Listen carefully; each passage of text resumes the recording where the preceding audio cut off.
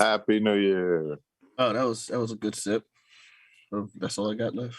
I got gin with me. Just really, ladies and gentlemen, boys and girls, in that technical arena between it's your boy Trey Prop. It's your boy Weekend Herb. It's your boy Weekend Mr. Petty. How you like that, Herb? Yeah, how you like somebody stealing your shtick? We in this thing, bruh. And I am the Honorable Rick Cheat.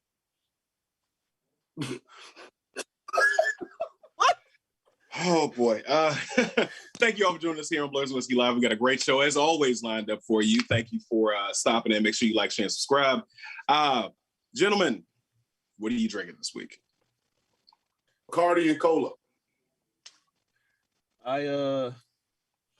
What's left of whiskey, and then I'm going to move on to gin. So I got Maker's Mark, and I got Tanqueray. So, in honor for the Justice for January 6th rally that was downtown DC yesterday, I went to Bass Pro and I got me a make your own beer kit. And in honor of all the sweaty, stinky ass MAGA people down there, I got the sweat from a MAGA t-shirt, hatred, and a little bit of allspice, and I made this beer. Oh, with a hint of white tears. It tastes like patriotism. Okay. Well, I actually had a drink. Yeah, I can't top it. Okay. So this week I'm drinking Jameson, but not just Jameson. I actually made a green tea. Shout out to my uncle Tony Kelly, who gave me the recipe. Basically, it's 1 parts peach pucker, 1 parts triple sec, Jameson, and a little bit of Mountain Dew. Turns it green. Looks pretty good. And tastes pretty good. So that's what I'm drinking. Well, so all right. You're going to hold that in front of a green screen? I mean, I held it in front of my... Well, shit. Yeah. Damn it, motherfucker. Yeah, good luck. It's green. Just take my word for it. And also, shout out to Uniquely Savage. They got your boy looking good today. But go ahead. Weekend Herb. Where's the rest of our shit? Yeah, Trey. You asshole. Then think about Weekend Herb, go ahead and I mean, if you want to get some threads from, you just got to go to Uniquely Savage on Instagram. They got a website up, and they got big boy clothes. So, holla at them. All right. Shout out to them. Church announcements. As you know, every Thursday I put out some heat with Herb's Blerds. So be sure to check that out on Cam. Just like, share, subscribe on all social media platforms. Also, going to support the big homie Overtime Sims on OTTV, which is on Roku. You can check out prior episodes of Blerds and Whiskey, as well as his content on his channel. We want to send a rest in peace shout out to Norm McDonald, who passed away this week on September 14th. He was 61 years old, passed away due to cancer. Put out great work, such as funny work, which is dirty work. Dr. Doolittle and Billy Madison. That was some of my favorite stuff. He was also on Saturday Night Live. So was there anything that y'all yeah, he was also on Saturday Night Live. Yeah, can't forget that. He also did a lot of voiceover work too. So while he was battling cancer and he couldn't really be in front of cameras as much doing stand-up like he loved, he did do a lot of voiceover work. So even if those of the newer generation who don't recognize his face, I'm guaranteed you recognize his voice. Yes. Moving on. All right. Baltimore Comic-Con will be taking place at the Baltimore Convention Center on October 22nd through the 24th. Tickets for 3-day events. The 3-day event is $65. But if you can only make it one of those events, they have different prices for each day. Saturdays is $35. So be sure to check it out. Big E won the WWE Championship this week. Thoughts? Hooray for Big E. It's literally just Vince listening to the internet and doing what people ask him to do because he's losing ratings. They're losing the all-important demographic, of 18 to 40-year-olds who are all watching AEW at this point. So Vince was just like, I guess I should listen to you people for once. And he did that, but let's see how his title run goes. Also, congratulations to Big E on being the third Black WWE champion. It's only the 3. The Rock doesn't count. So we had this argument a long time ago, back when we was doing call-ins on the show. We eventually will probably bring it back. I don't know. But somebody changed my perspective on that, because I honestly didn't count The Rock as a champion. But if you think about it, we claim Barack Obama as a president, as a black president, as the first black president, and he's only half. We can claim The Rock. No, I don't. The reason why I don't claim The Rock is because The Rock is only black when it's convenient for him. Other than that, he's Samoan. Barack Obama is always black. So this is what I'm saying. You don't want everybody want to be a nigga until it's time to be a nigga. The Rock will never want to be a nigga until it's time to be a nigga. So he's not a nigga. So we've had now Big E, we've had Bobby Lashley. So you're saying that Booker T, Mark Henry, they don't count because they had the big gold belt? No, because everybody looks at the WWE title as the grandest title of them all.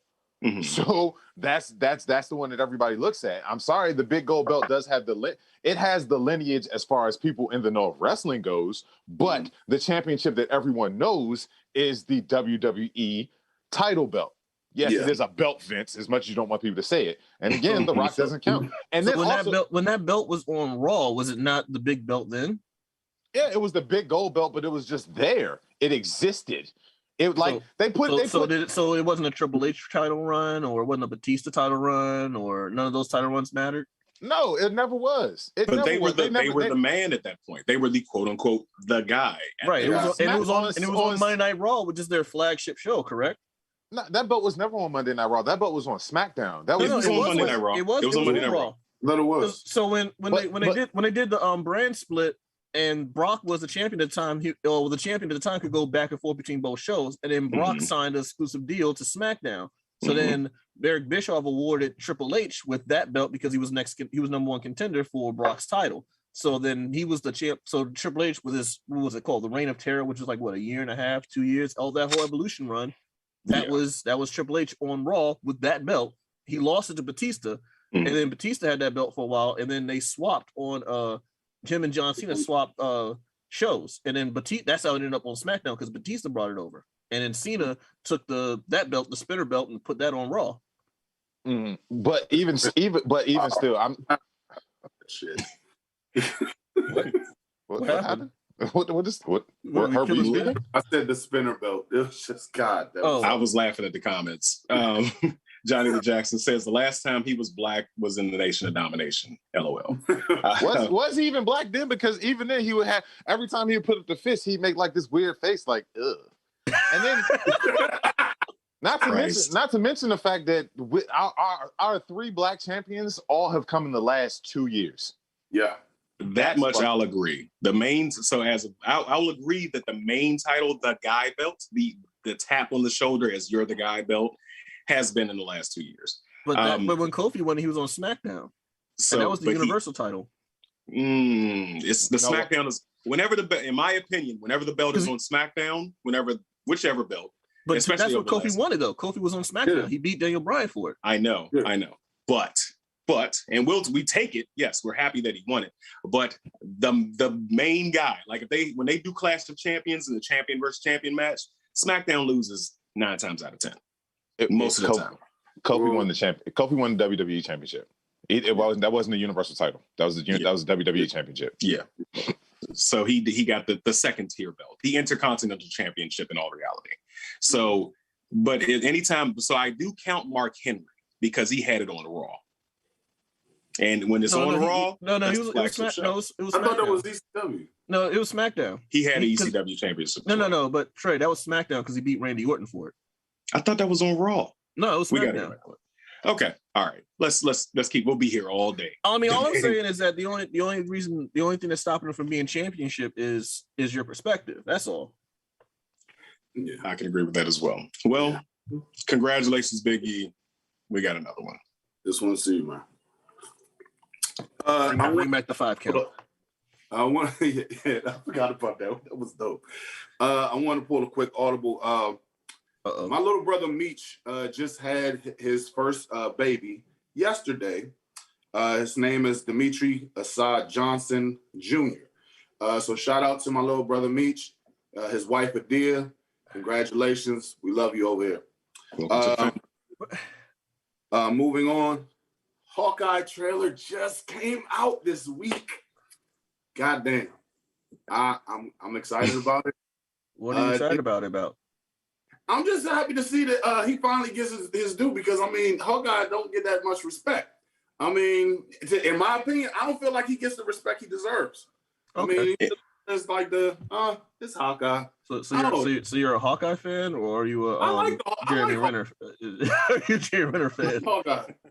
I just feel like, I mean, I think Jeremy Renner made him more prominent. I love it. I love his character. I mean, I think Jeremy Renner did a great job making him like one of the core that actually is relevant. I mean, I just don't think he's getting the credit he deserves. You've said 3 different pronunciations of Jeremy Renner. That's awesome. Well, anyway, as a fan of Jeremy Renner, I feel like his portrayal of Hawkeye was what I call the audience expositional character. Like, he kind of represents our view of everything that goes on, especially if you remember my favorite line for him was in Avengers Age of Ultron, where Wanda was having like one of many nervous breakdowns, and he was like, hey look, none of this makes sense. The city is flying, it's flying. I have a bow and arrow, I'm fighting robots, none of this makes any sense, but I'm doing it. Real quick, shout out Ambitious Boogie. She said, Hawkeye, the buff Cupid, like, for real.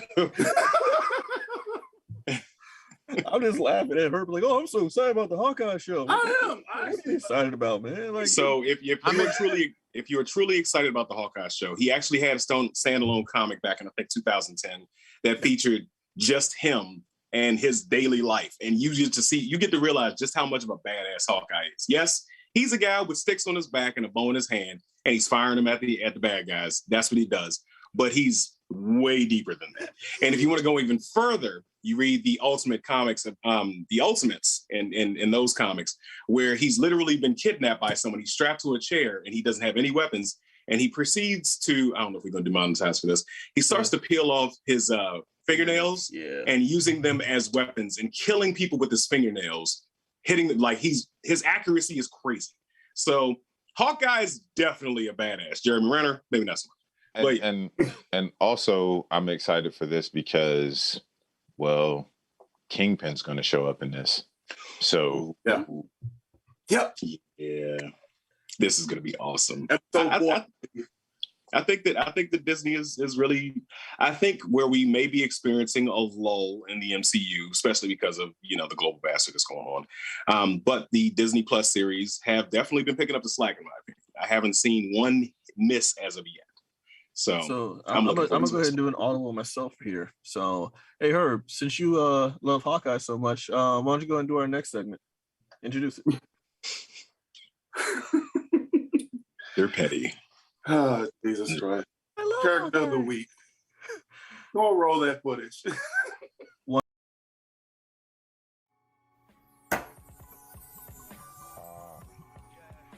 Character of the week. What we do here is go back. Today's character week is Hawkeye. Not that one. Nope. We're talking about Kate Bishop. Actually, she's the third person to take the mantle of the Hawkeye name, but we'll get into that later.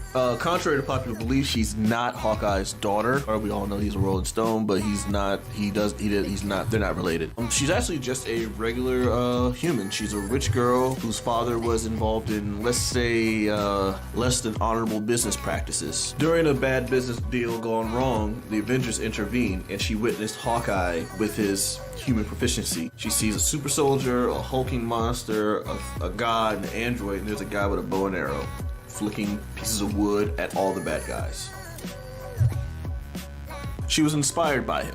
She figured, wow, this guy can be a regular human doing all this stuff. Maybe I can. Something like that. But she caused attention. She was a big fan of his. Fast forward to a tragic event that happened to her in a park when she was attacked. Decided to take up like a lot of martial arts, self-defense, the best fighting classes that money could buy. Also took up weapons training, including the bow and arrow. Fast forward to her sister's wedding and the Young Avengers, we'll get into them later, just pretty much like second-tier Junior League Avengers that had not affiliation with Avengers at all because, well, the Young Avengers tried to intervene, and they ended up being overwhelmed. They were rescued by Kate Bishop, who decided to intervene on her behalf and save them. That kind of got their attention and impressed them.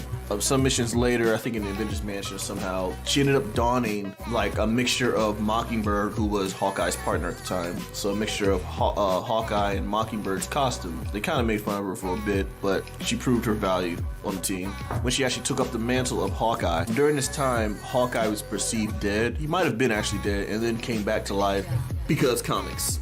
And then instead of taking up Hawkeye or letting people know he's alive, he decided to don the name Ronin, and he was just a guy with a samurai sword, and it was just a really cheap version of Night Thrasher. And then they had a run-in with each other, and he thought that she was like somehow insulting him. Told her story, and he realized that she was honoring the name Hawkeye. The whole mass reveal, hey, it's me. Weird, but whatever. So he started training her himself. So instead of taking back the name Hawkeye, he still kept running for a bit. And then there was an incident where one of them was severely injured. I believe it was the grandson of Isaiah Bradley. Captain America once again was admonishing them, and she stepped up to him and be like, yo, you wouldn't be in this predicament if we're untrained if you all actually trained us. We're good. We just need guidance. Train us. Captain America was impressed. So he deemed her the team leader and officially said it was okay to use the Hawkeye name. And then they trained her. And actually, if you want to know more about Kate Bishop, she actually has a lot of tie-ins in the Hawkeye solo series where they took on more street-level crime. I mean, again, fling pieces of wood at aliens gets kind of old. They took more of a realistic approach with this one, as Hawkeye showing bandages, kind of like a John McClane version of superheroes. She's proficient in, like I said, in several forms of hand-to-hand combat. She might have a little bit of Taskmaster's ability to adapt and mimic things. Maybe she took the name Taskmistress, I'm not sure. She's quick to adapt certain styles, which is why she knows many forms of fighting combat. She's part of the MCU. She's gonna be on a solo TV series played by Haley Steinfeld. She's also a DLC in one of the Avengers games. So keep an eye out for her and stay on point. All right, back to you guys. Like, share, subscribe.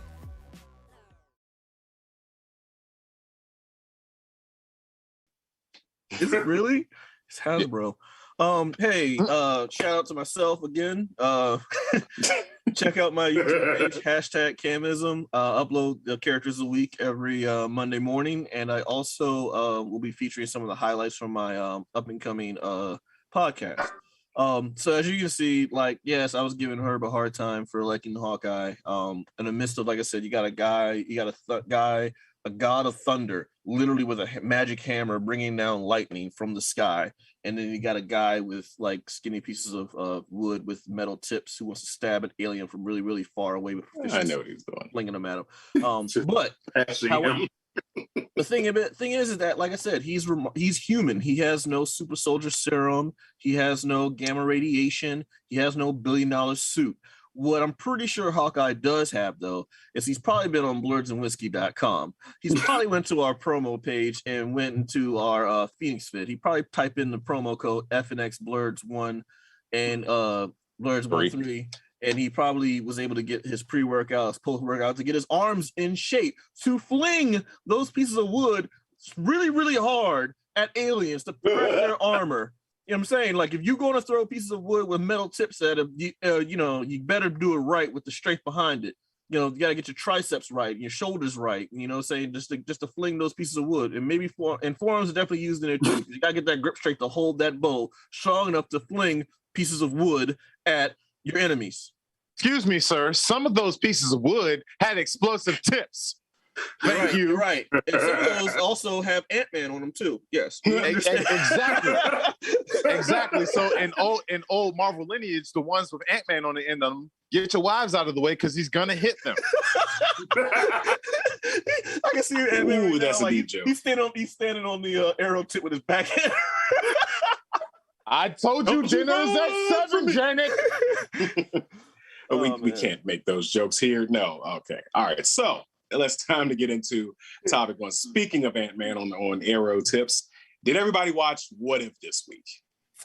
Yes, I did. I'm gonna go ahead. I'm gonna speak first real quick because I remember one of the things I always get on Mr. Proper about is every story has a beginning, middle, and an end. And sometimes even in an expansive universe, you see some stuff, you be like, oh, that's a really cool jump off point. But sometimes you get your ending, you get a satisfied ending of the thing, and then there's more to it, but you still get that ending, beginning, middle, and end.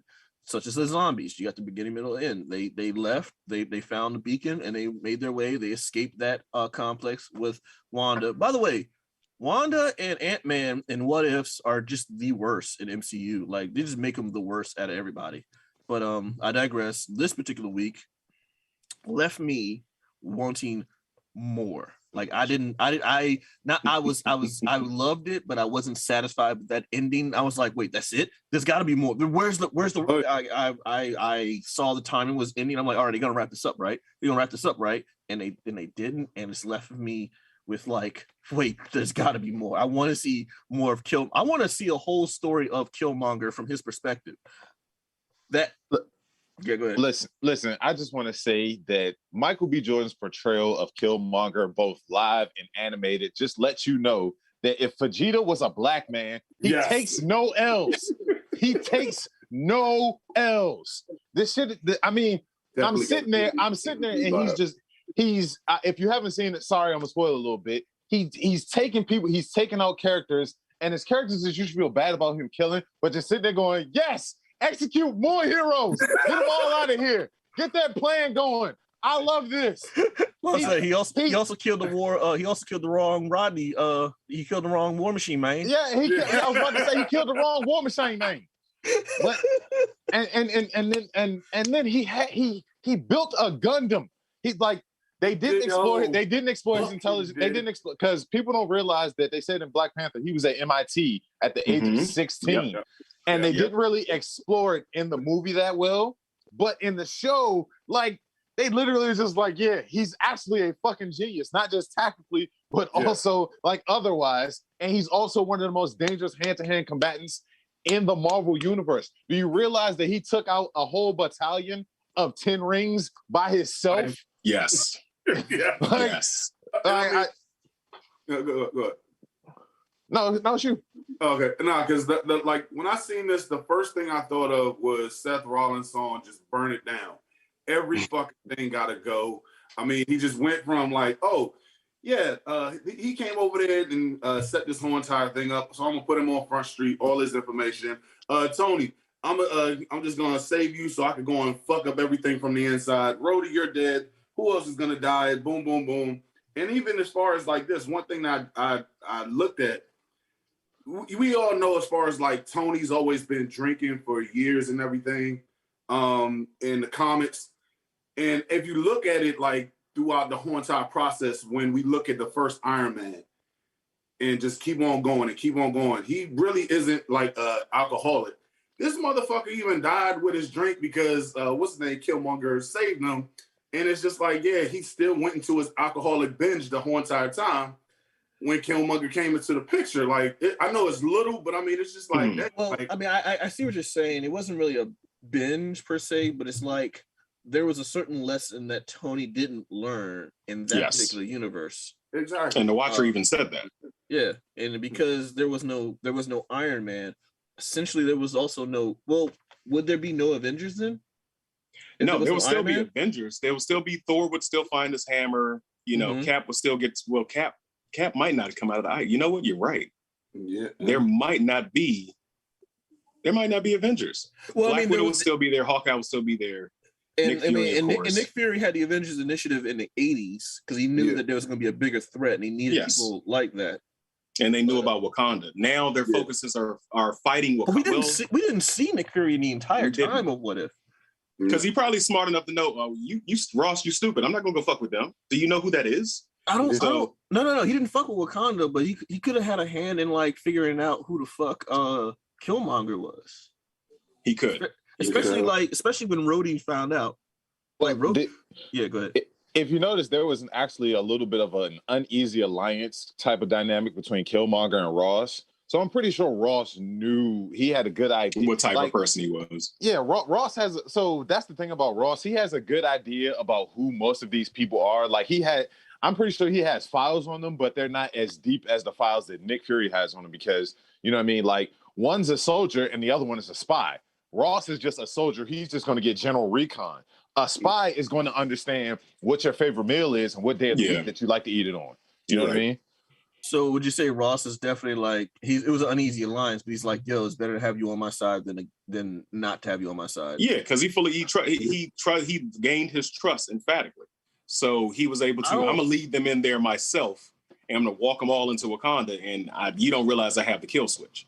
Yeah. So yeah, he had a perfectly laid out plan to take over, and he did so perfectly. But the oddball, of course, is Shuri. And she, of course, figures it out.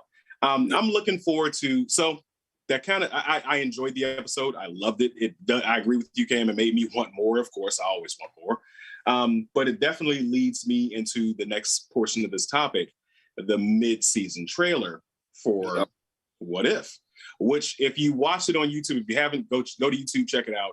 They give you a couple of snippets of different things. And shout out to Comic Books on YouTube, because he said, I want more General Gamora.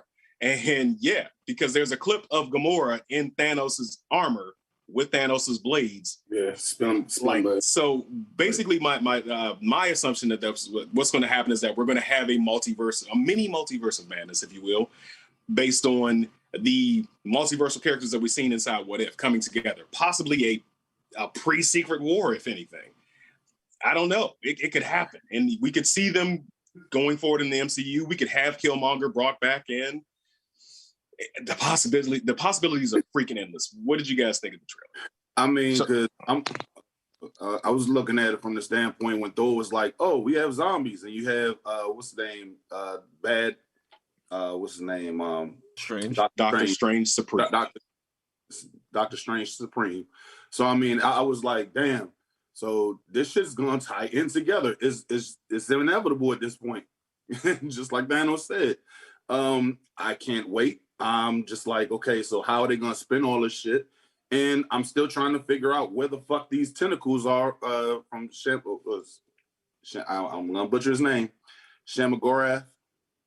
What? Yes. And I was gonna butcher his name, so you got it right. I got it right? Oh, shit. No, you did. No, I'm not giving it. It's Schumer. It's Schumer. It's not Shimmer. Spell it. It's not Shimmer. Schumer. Schumer Goran. Whatever. Okay. But no, I mean, I'm still like, yo, this shit just is like, wow. Like, at some point, shit's gonna get real. And I mean, that train's never late. So I'm like, come on, when is it coming? Oh, man, you can fit one more catchphrase in there. and also, so at the end of the last episode of What If, Killmonger was made the Black Panther by King T'Chaka.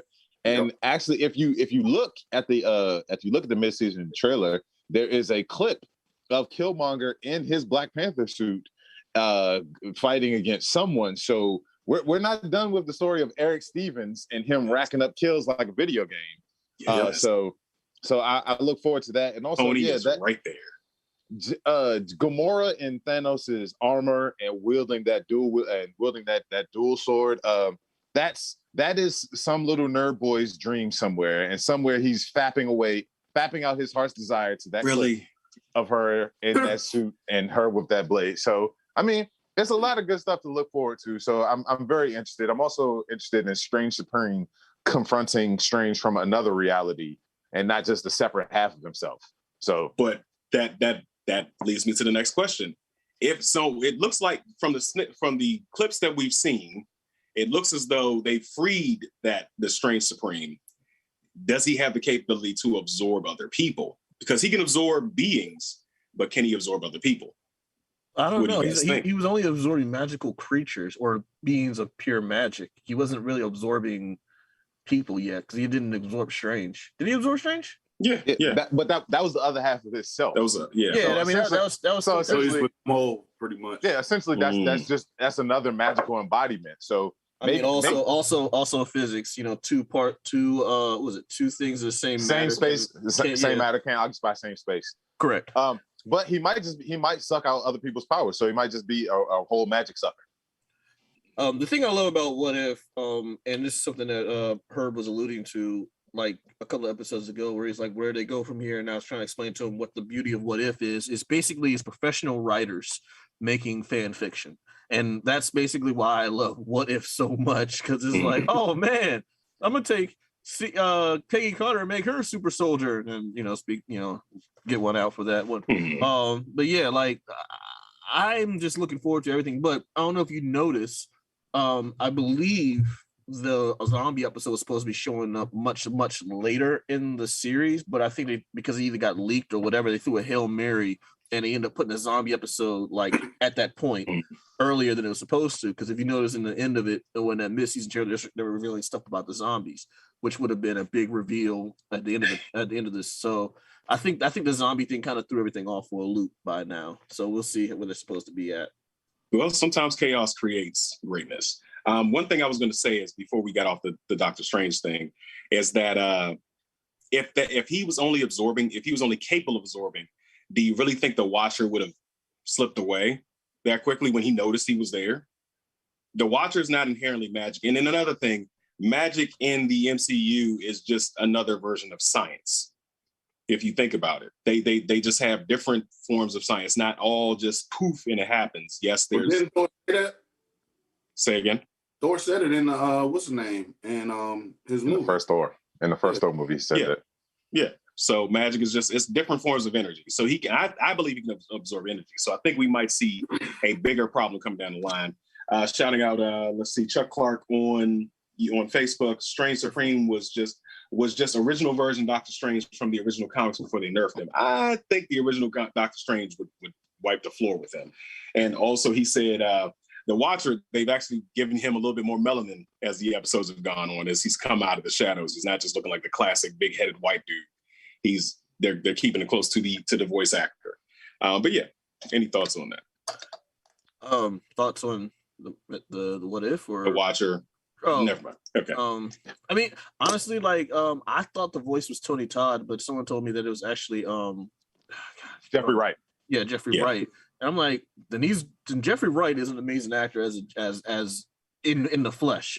If he's doing that voice as the Watcher, he's an amazing voice actor. Like that is it's like flowers, my dude, flowers. It's definitely him. And to think that's Peebles from the first Shaft movie. Yeah, Peebles Hernandez. Come on down. You better get me through. He's like, what is this? What is this cloak made of? Egyptian cotton. Puta, why you finish? Actually, shout out to Comic Books on YouTube. He was saying, hold up, what's T'Challa's mom's name? She led the Dora Milaje as general. Yes. That's canonically accurate. She was. Yes, what do you say, General? And she was wrecking. She was out there wrecking. And then Killmonger earned her respect on the battlefield, which was I'm in my mind, I'm like, don't do it. So Trey, do you want to explain to those who might be uninitiated why her being the general of the Dora Milaje is canonically accurate? Sure, because basically the Dora Milaje are they're the king, they're the Black Panther's wives, in all honesty. He has multiple wives. And his first wife is usually it's not a marriage of love, it's an arranged marriage type situation. So whoever the general is becomes the queen of Wakanda. So she still has military roles that she played. She would be controlling the army. She would be the queen of the chessboard, so to speak. So you get to the top of the Dora Milaje, you get to marry the king. That's basically it. Angela Bassett's character in the movie. So in the movie, they didn't. That was one of the little things that kind of got to me, but I left it alone because the movie was good. Can't talk shit about Black Panther. We need to have more people earning titles through ritual combat. We need more of that. Yeah, it would work.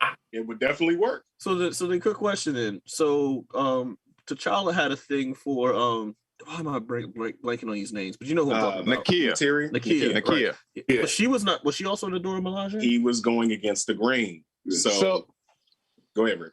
He got it. I was gonna say, so they changed her Nakia's character from what she was in the comics. In the comics, she was one of the Dora Milaje who was overly obsessed with T'Challa, and her obsession drove her to do terrible things, and she becomes the villain named Malice, who goes on to work with Eric Killmonger. They changed it for the movies because a bunch of January 6 people can't handle things like that. So my other question is, if the general is arranged marriage to be the queen and the queen marries the king, then what about Shuri? Where is her? She's second born. She's not firstborn. They still follow the age hierarchy. Okay. So because T'Challa is still the oldest son, he would inherit the throne as king. Now, there was a part in the comics where she became queen. She became Black Panther. Which is the queen. No, he was still king. It's two titles that he holds. It's the king of Wakanda as well as the Black Panther. They go hand in hand. I thought but they're because T'Challa didn't inherit the Black Panther role until his father died.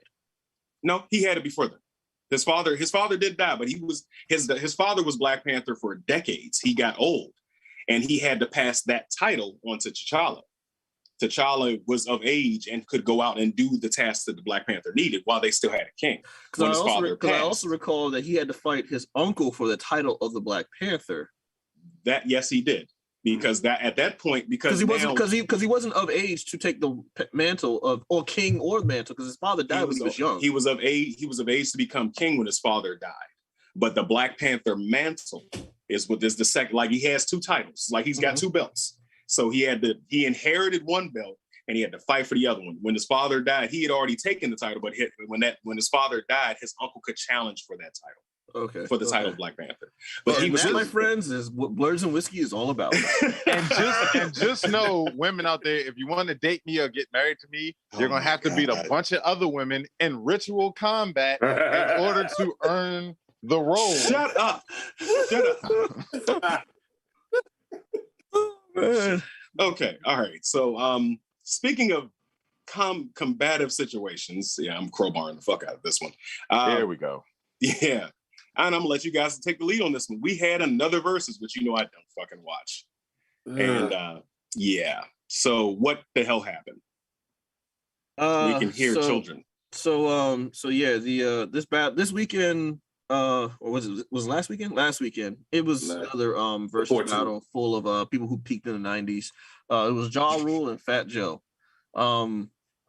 We had certain people in our group chat that was really invested in it. I was not. Wait. And what in the survival flavor of love is happening here? What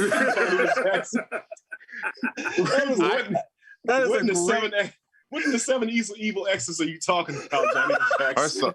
I resent that. I'm nothing like Flavor Flav. I speak in whole sentences. Yeah, boy. Yeah, this particular versus, most of the verses I'm kind of generally are like kind of uninterested in. A few of them piqued my interest. This was not one of them. But the discourse of this particular versus did pique my interest.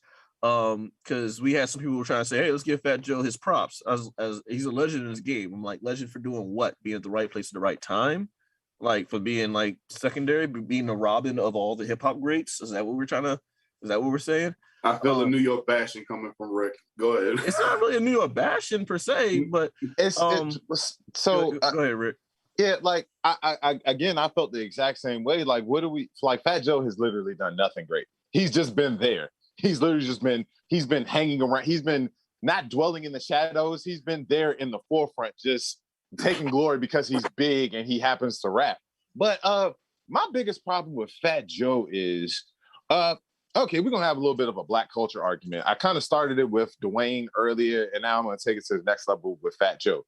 Fat Joe and a lot of hip-hop artists who are of Hispanic descent and their use of the N-word. Why are we still allowing this? What have they done to allow let us allow them to use that word in such a convenient and such a practical sense? They say it all the time. They use it as if they're literally born in our culture. They're adjacent, but when it's time to be on the forefront for things, if you ever notice, a lot of them run to the back. They don't want any association. People get black. Exactly. The Dominicans look it's a bunch of Dominicans that literally look just like me. They look exactly like everybody on the channel. Literally like him. Like literally. Literally. And if you call them black, they will borderline try to fucking fight you. I know black. Excuse me, I know not black. Borderline. They will fucking fight you. They won't fight you. And yet and still, we got this big, sorry son of a, we got this big, sorry, non-rapping ass, my best friend died, so I stole his rhyme book ass motherfucker using the N-word like he was born into our fucking society, and all he's done is appropriate. Why are we giving these people fucking passes? And I don't have a good answer for you. Lean back though. Go ahead, Cam.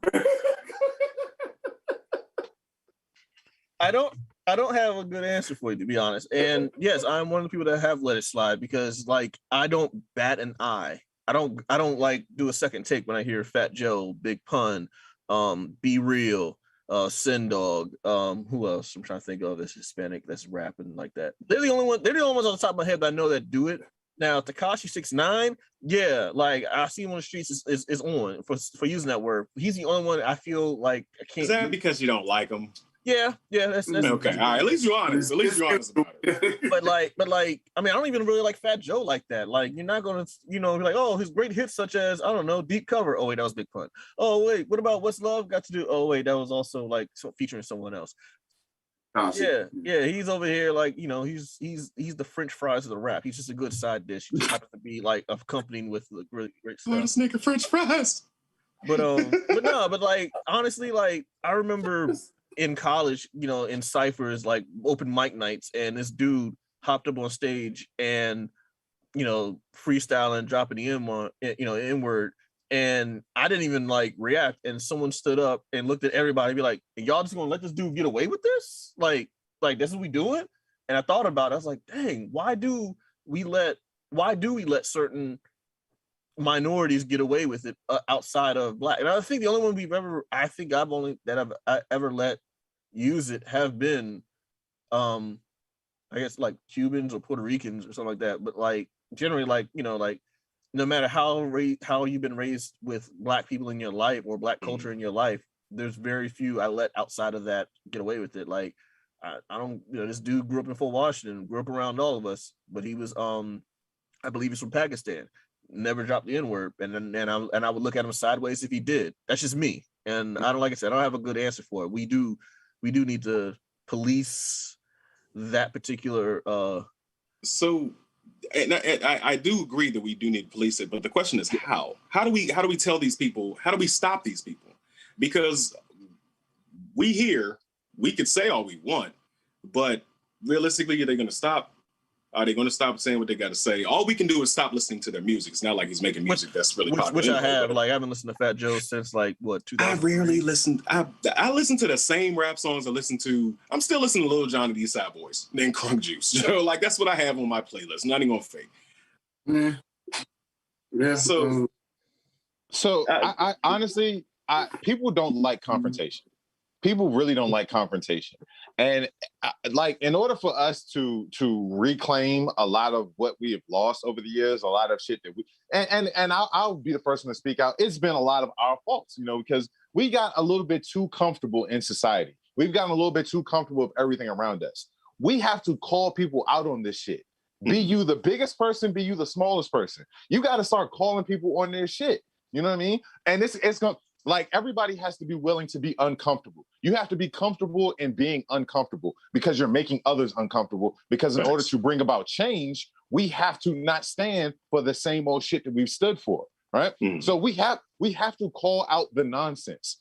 And like, I love the online fervor that came from from Joe, or from Latin Joe being all stupid and shit, from his use of the N-word to him calling Little Mo and someone else and Vita some dusty bitches. Like, who the fuck are you, dog? Like, who the fuck are you? Wait. Yeah, they were there, and he said that to their faces. Because what happened was basically he was Ja Rule was pretty much performing, and what's his name? Fat Joe came over there, was saying like, "Oh, you got these dusty bitches on there with your hits and everything." So yeah, he called them dusty bitches. Yeah. And see, and shit like that is asinine. Like, Irv Gotti should have had Black Todd come out and poke him. You know what I mean? Like, that shit. We can't stand for the same old shit. That's a deep cut. That's a deep hip hop cut for y'all that don't know. But this is the type of shit that we can't stand for anymore. We have to call it out constantly. and I agree. So calling it out would be, in your opinion, would be the best way to combat this. And again, I'm not saying that I am in agreement with people using these words, and you know, I use them, yes, because I'm Black. I am Black, and I don't allow people around me to use them. Like point blank, people, it's all about the presence and who you're around. They use them in the right circles because clearly he felt comfortable doing it there. He says it on records, dude. And he says it on record, he feels comfortable because of the people that surround him. I'm pretty sure he doesn't have just Hispanic people around him. He has Black people around him, and nobody has said, Joe, you got to stop using that fucking word. Real quick. Never mind. No, Let's no. This I'll save it. We gotta move on. Okay. All right. So speaking of uncomfortable. Oh, Jesus. Great transition. Moving on to the final topic. I mean, it's oh boy. Okay. Drink down. Yeah, put the drink down because we got to get serious. So also this week we had the second half of the season for Dark Side of the Ring, which has been a fan favorite for us, as well as many of you out there who are wrestling fans and want to get us a peek behind the curtain to see what's going on, what happens in the lives of certain wrestlers. And they've done a phenomenal job of just peeling back the layers and letting us get a good look in. This week, I'm sorry, what you're saying, what you're saying is very relevant because one wrestler gave a stewardess a real big peek behind the curtain. Oh my God. Jesus Christ.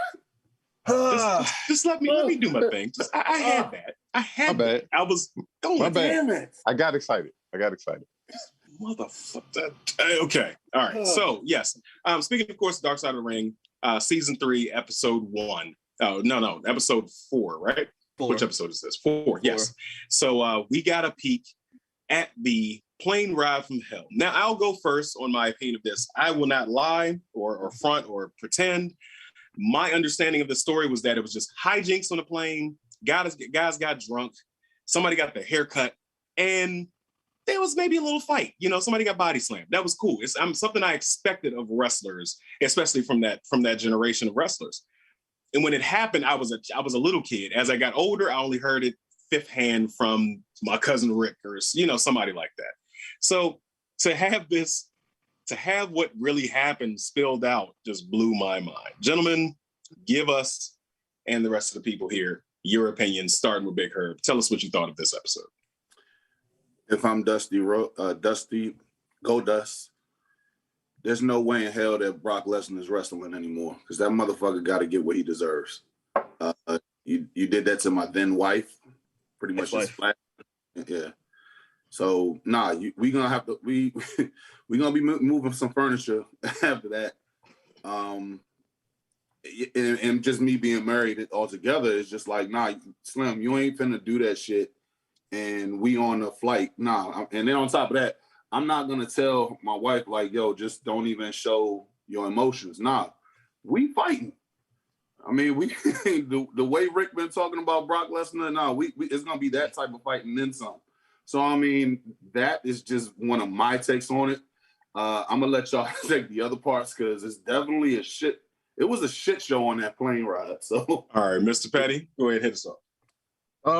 They say never meet your heroes. Not that any of them were my heroes per se, but legends in the wrestling business between the 60s, 70s, and 80s. Like we've heard rumblings of hijinks that they've done before. And as Mr. Proper stated earlier, the original way how they portrayed the plane ride from hell was just silly pranks, ribbing, and hijinks that happened on the plane. You know, wrestlers got a little too restless and rambunctious on a private plane. They got too drunk and they ended up they was just too crazy. Like I said, Kurt Hennig and Brock Lesnar had a play fight on the plane that ended up slamming against the door, which almost broke the door, which would have messed up the cabin pressure, which means they would have to take an emergency landing. But they were also over the middle of the Atlantic Ocean. So emergency landing in the Atlantic Ocean is not a good idea. The thing that struck out to me, because I remember, WWE Network had the show called Storytime, where they do like these little animated cartoon kid version, not kid versions, but it makes it look like it lessens the severity of the situation. So again, made it like it was nothing but hijinks and on the plane. ESPN 30 for 30, when they did a Ric Flair, they also touched on the same subject and again made it seem like it was nothing more than a hijinks and hilarity on the plane. Ric Flair like being overly flirtatious on the plane. Come to find out that Ric Flair was doing his Nature Boy strut with just his robe on. That was it. And then he, to the point where he also backed up a stewardess or a flight attendant. Allegedly. Gotta put that in there. Allegedly, he had the stewardess or the flight attendant pinned against it was the bathroom or a wall, basically the robe on, and that's it, basically letting his little Nate hang out and was like, hey, go ahead, touch it, while doing the helicopter with it. Now, according to Tommy Dreamer, who has a man crush on Ric Flair, could not stop describing it about the size and the girth and everything of it. So I'm over here like, all right, Tommy, you need to chill. You're a little too extreme. The part that I tell people that makes it so damning is the fact that Tommy Dreamer's comments at the end of it signified or just kind of like wraps up how they got away with everything for all those years, the lack of accountability, the culture of how everything was. Like, despite everything I just said, people like him and the rest of the wrestlers saw nothing wrong with it. It was just like, oh, that's just nature. That's just Nature Boy being Nature. That the enablingness of what happened and his dismissiveness of her account. So, real quick, just to tag in on what you're saying, I can't condemn everyone because it was a big plane. There were a lot of people there, and half of them were on the other side of the curtain. Vince McMahon, his wife, probably assumingly children at the time, were on the other side of that plane. So they were not aware. This was 2000. No, what I'm saying, they still his children. I'm not saying they were kids. I'm just saying the people on the plane. No, this because it was 2000. It was 2000. Either way, this is right after WCW. I'm not arguing. I'm not arguing the time frame. I'm not arguing the time frame. What I'm arguing is that we can't condemn everyone who was present because not everyone is aware. Okay. And secondly, we also have to keep in mind that, and the reason why I said allegedly is because this is one person's perspective of what happened. And I'm going to bite the bullet on this one. I don't see all sides. I see all sides, and I wait for proof of what happens. Like, what do you want to see? Ric Flair's actually? No, that's not what I said. That's not what I said. I said I need to see all sides, talking about the story specifically.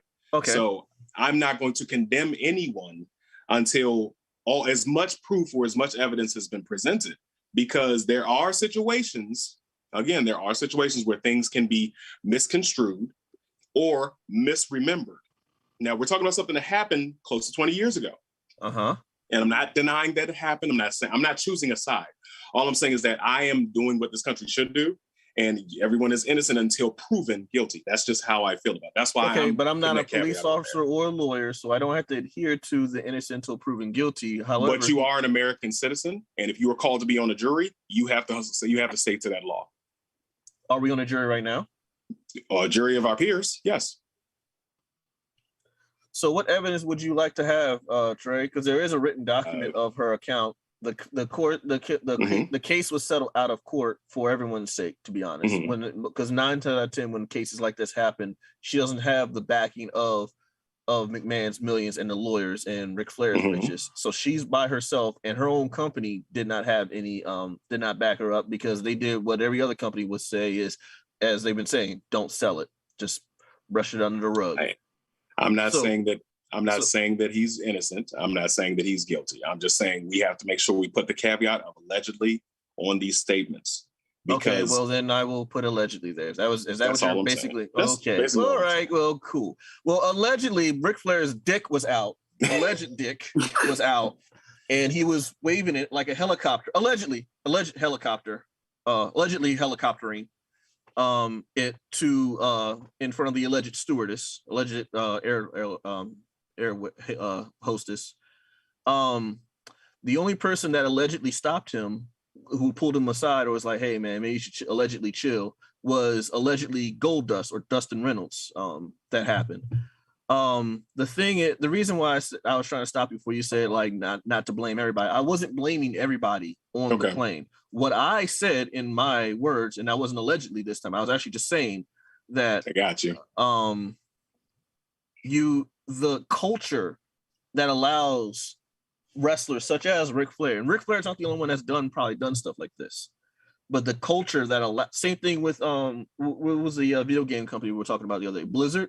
The same culture that allows these people to get away with these things, to think that there is no accountability, that there's a culture that lets them get away with this stuff. What makes people think that they can do these things is because they are allowed to. So I'm gonna go ahead and chill. Rick Stroh? Yeah. Allegedly Rick Stroh, I'm sorry. Thank you.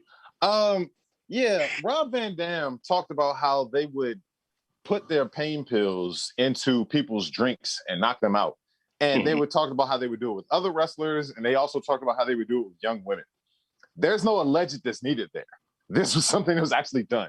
It was done to several people on the plane. That in itself is deplorable as shit. Then I'm watching former referee Mike Chioda talk about how this stuff would happen, and he's laughing. He's jovial about it. It's just, oh, boys will be boys. Yeah. Allegedly laughing. That's the attitude. No, Cam. Let's go ahead and nip this in the bud now. I am just making sure that we are keeping things even. I know what happened or what may or not happen is very egregious. So let's stop the allegedly bullshit now. Because all I'm saying is that situation with Ric Flair and the stewardess in the back room, it's just them two back there. So we don't know what happened. We can only go by every story up until this point has been told one way. And now we have her coming up and saying something different. And the only people that can refute that, or dispute that were the people that are on the plane. The only person that spoke about it was Tommy Dreamer. So I'm not, don't keep doing that, because I don't make you seem like Trey's on Ric Flair's side. I'm not saying that. Dustin Reynolds, RVD, Shane. Dustin Reynolds didn't comment, did he? Just incredible. So here's the thing. Like let's just get this out there. That was settled out of court, right? It was settled out of court. They came to a settlement, yes?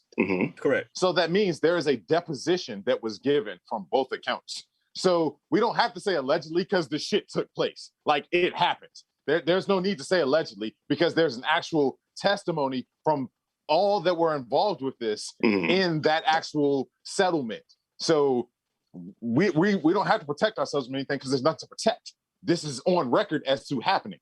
Like, there is an actual sealed deposition that happened, that took place from this whole thing. Now, getting back on track,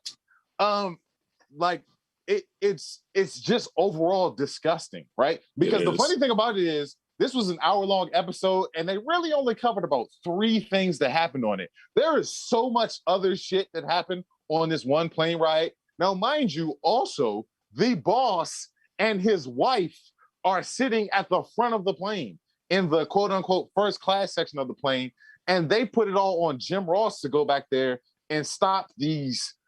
Essentially, it was a flying zoo.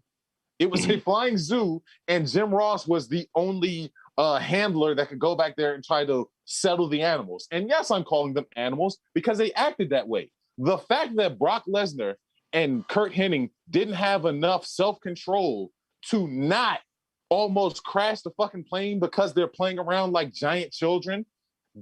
Speaking of Goldust, Dustin Reynolds, he's having a full-on breakdown because he had just gotten divorced from his wife, who was, she may have been sexually assaulted by Brock Lesnar. Now, there is no witness deposition. There is no deposition or anything. Like, there's no legal account of that. And he's telling her to no sell it. But then at the same time, he gets up and starts serenading her over the loudspeaker on this plane. Also, he's pushing off stewardesses as they're trying to get back the microphone away from him. Like, it's almost like any of the wrestlers who aren't from this most recent generation are all fucking monsters because of the environment that is created. And it's just sad to see this, because it's like the more you find out about these people, the more you dislike them. two of my favorite wrestlers from when I was growing up as a kid were the Ultimate Warrior and Hulk Hogan. Both of them are now, they're both essentially out of the You're all no of my longer your fond memories of, favorites. Yeah. yes, all of my memories of them are completely gone because the Ultimate Warrior became a raving racist who had crazy thoughts, and Hulk Hogan, well, again, both of them are just racist assholes. Crazy both thoughts. both of them are just crazy raving assholes. I mean, racist assholes. So I mean, and then you find out about this plane ride from hell, and Scott Hall is in such a drug bender that Justin Incredible had to put him in a wheelchair and say that he was having a medical emergency to get him back through customs. 6 foot, what? 6 foot? 6 foot 8. 6 foot 8. Probably like tipping like 290. He had to haul Razor Ramon. 290 pounds of dead weight into a wheelchair. And that was his second chance in the WWE. Yeah. So sorry, not to cut you off, but Rick, you want to, speaking of Scott Hall, you realize that he was fired from that after the plane ride from hell, right? But not for what he said to the exact. I'm sorry, not for what he allegedly said to that exact same stewardess, because he said like I will lick you, like while pulling down her top, allegedly pulling down her top. He didn't just say I will lick you. He also licked her. And then, but he got fired because he was in such a drug enabled state that there was no recall. Also, side note, Ric Flair was so people that suffer from it so far. We know that Kurt Hennig was fired, and we know that Scott Hall was fired. They weren't going to fire Brock Lesnar because he was the hot. He was the hot command. Yeah, he was the new thing at the time. And Jim Ross, you remember Rick? You remember what Jim Ross was asked at the end of the end? They asked him, "How come Ric Flair didn't get in trouble?" And his response, well, because he's Ric Flair. He's a made guy. That again, I'm not defending him. Just saying that's the culture that they had back then. That's people did things, they swept things under the rug, and it's not just wrestling. That's how America worked. You know, a lot of people did things. And if you had the right clout, if you had the right level of respect, quote unquote, from your peers or people around you, you got away with that shit. Like, look at what's his name? Who's in jail? The old guy, not Bill, but Weinstein. Look at him.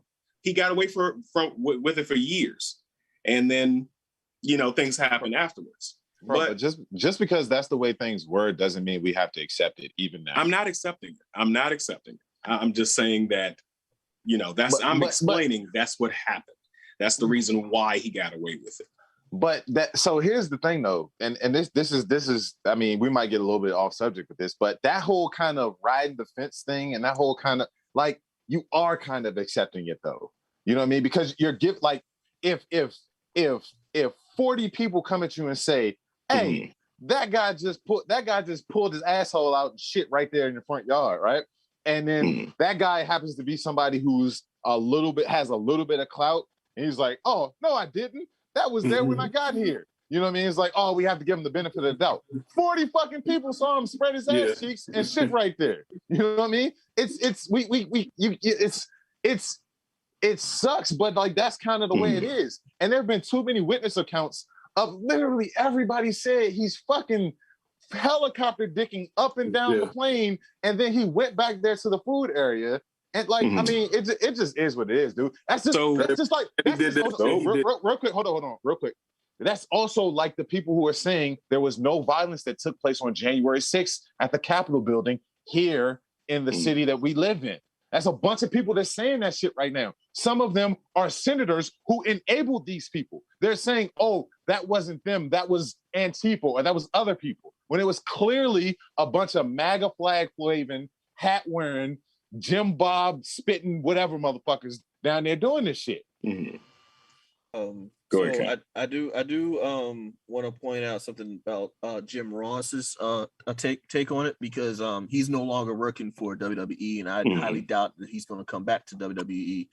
But he definitely is not speaking like someone who's bitter, but he's speaking from someone who's no longer has the noose of Vince McMahon like over him, the shadow of Vince McMahon hovering over him to make sure his answers are correct. Because the way how he was talking about Ric Flair, because when he asked him, why did Ric Flair get away, and the look on his face was, he looked directly at the interview. He's like, that is a good question. And because he also said, look, I was never the guy that made decisions. I was the guy that had to execute those decisions.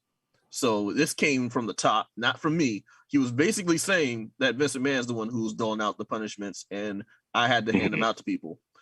But if you recall, I want to say it was 2K18 around that time, so it's about like 2017 or something like that for the video game 2K18. One of the jobs that Jim Ross had was talent relations, which is nothing more than glorified babysitter for these grown ass man children. He was part of talent relations, and he had to work with basically put a handle on people. And Ric Flair was so enamored that he was too drunk while on the platform or the podium for 2K18, the video game. And Jim Ross ended up getting fired because Ric Flair was too drunk to be on stage, but he was on stage. So essentially, Ric Flair's made man status is essentially what got Jim Ross fired. Yeah, Trey, Jim Ross got fired for trying to do the same thing that you do every week with this show, trying to rein in the lunatics. Fair enough. Again, I got to clarify. I'm not defending. I'm not on the side of that. I don't agree with. I don't believe that shit's right. I'm just trying to be fair. And that's really all. But I understand. I had to be me. No. My name is Mr. Petty, no so I gotta be me. It's no beef, anything like that. Yeah. Speaking of beef, though, there was one thing that was kind of funny. Was what's this guy's name? Speaking of racist, Michael Hayes, when he got what do you call it, H-bomb?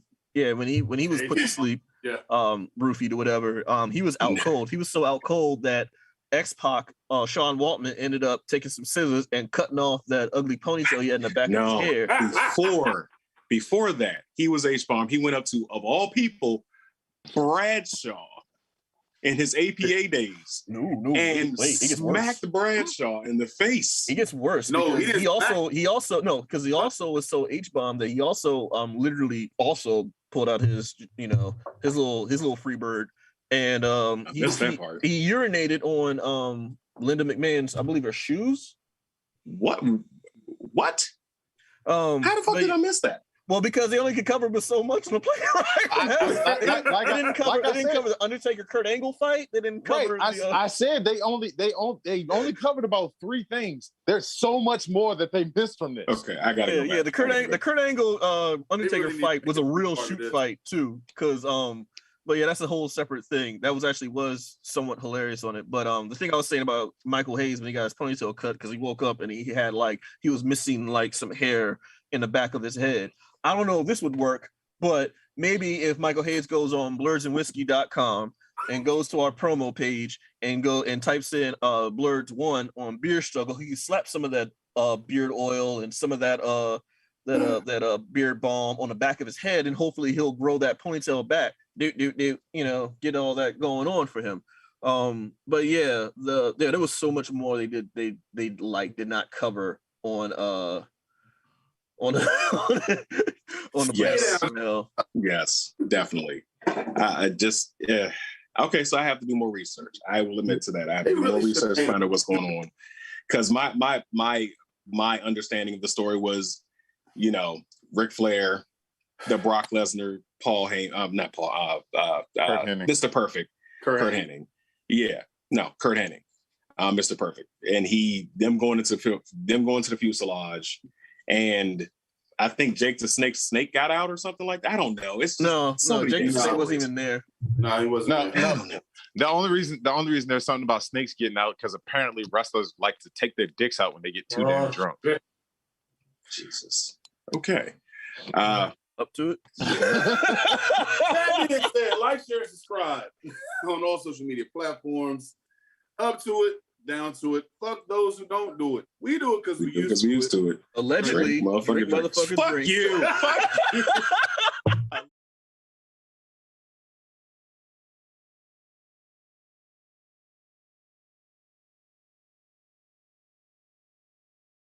Ladies and gentlemen, boys and girls, and that technicolor rainbow in between, it's your boy Trey Proper. It's your boy Big Herb. And thank you for watching Blerds and Whiskey. Be sure to like, share, subscribe on all social media platforms. And check us out on blerdsandwhiskey.com. Be sure to get that merch. And come take this shot.